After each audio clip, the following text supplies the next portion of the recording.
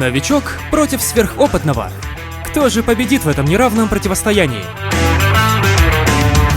Правила батла.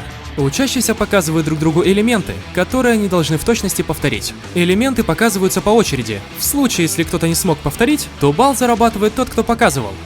Раунд первый. Перекат назад через мостик.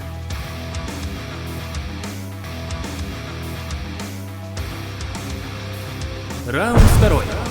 Перекат через положение окошка, с переходом в мостик с последующим выходом из него.